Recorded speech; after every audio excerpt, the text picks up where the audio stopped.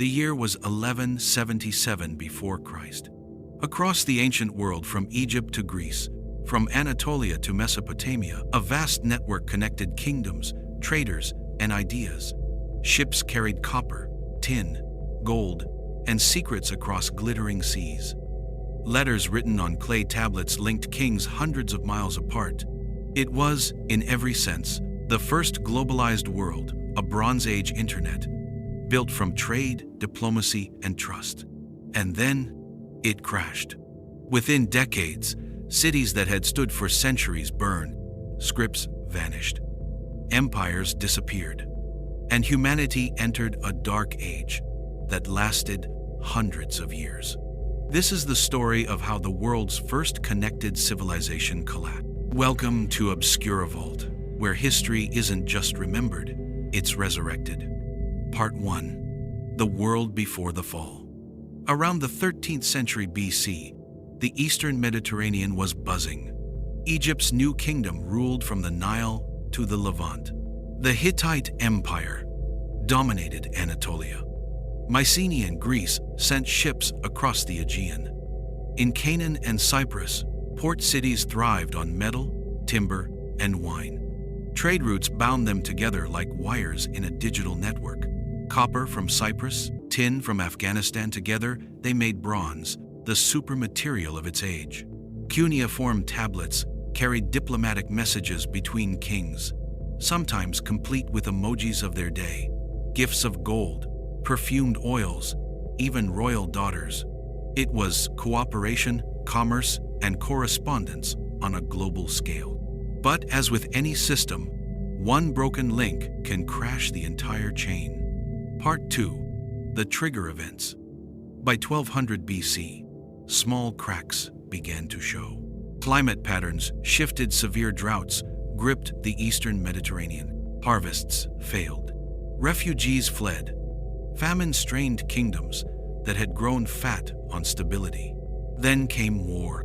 The Sea Peoples, mysterious confederations of displaced warriors, swept across the coasts. They raided ports, burned palaces, toppled fortresses that had never known defeat. Egyptian reliefs at Medinet Habu show Pharaoh Ramses III battling entire fleets of invaders. Families on ships, carts, oxen, all moving like a civilization on the run. At the same time, earthquakes rattled the Aegean. Internal rebellions flared. Trade routes collapsed as merchants vanished or starved. The Bronze Age internet was buffering, and then it went offline. Part 3. The Crash. Between 1200 and 1150 BC, the great powers fell one by one. The Hittite capital Hattusa was reduced to ash. The Mycenaean palaces, Tiryns, Pylos, Mycenae burned and were never rebuilt. Ugarit, the jewel of Syrian trade, sent desperate letters begging for help. The enemy ships are here. The city is destroyed. My troops are gone. It was the last message ever found from Ugarit. Libraries vanished. Writing systems died. With trade gone, bronze became scarce. Armies lost their weapons, and iron, once rare, slowly replaced it. The world rebooted on a cheaper metal, but the knowledge of the old network was gone. For centuries after, literacy, architecture, and art regressed. When the light returned, it was a different civilization. Part 4. What really happened? Historians still debate the cause. Was it climate change? Mass migration? Systems collapsed, the domino effect, when interconnected states relied too much on fragile trade? Harvard archaeologist Eric Klein calls it a perfect storm of catastrophe. Each disaster fed the next. Drought caused famine. Famine fueled migration. Migration provoked war. War destroyed trade.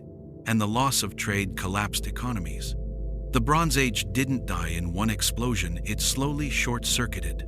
A chain reaction no one could stop, because no one understood how connected everything had become. Part 5. The Echoes Today. In our age of global shipping, data cables, and instant communication, the Bronze Age feels distant. But the lesson is alarmingly familiar.